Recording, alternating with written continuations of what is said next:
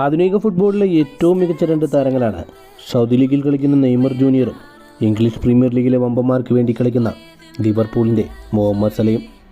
Social media ഇപ്പോൾ ചർച്ച ചെയ്യുന്ന ചൂടുള്ള വിഷയങ്ങളിൽ ഏറ്റവും വലിയ വിഷയമാണ് ഇവരിൽ ആരാണ് ഏറ്റവും മികച്ചതെന്ന്. ഇതുവരെയുള്ള ഇവരുടെ മത്സരങ്ങളും ഇവർ നേടിയെടുത്ത നേട്ടങ്ങളും നമുക്കൊന്ന് താരതമ്യം ചെയ്യാം. 719 മത്സരങ്ങളാണ് നെയ്മർ ജൂനിയർ ഇതുവരെ കളിച്ചിട്ടുള്ളത്. മുഹമ്മദ് സലയാകട്ടെ 726 മത്സരങ്ങളും. 58,954 ഒഫീഷ്യൽ മിനിറ്റുകളാണ് നെയ്മർ ജൂനിയർ ഈ കാലയളവിൽ കളിച്ചിട്ടുള്ളത്. മുഹമ്മദ് സലയാകട്ടെ 56,423 മിനിറ്റുകളും. ഇത്രയും മത്സരങ്ങളിൽ നിന്ന് 439 ഗോളുകൾ നെയ്മർ ജൂനിയർ നേടിയപ്പോൾ മുഹമ്മദ് സല നേടിയത് 366 ഗോളുകളാണ്.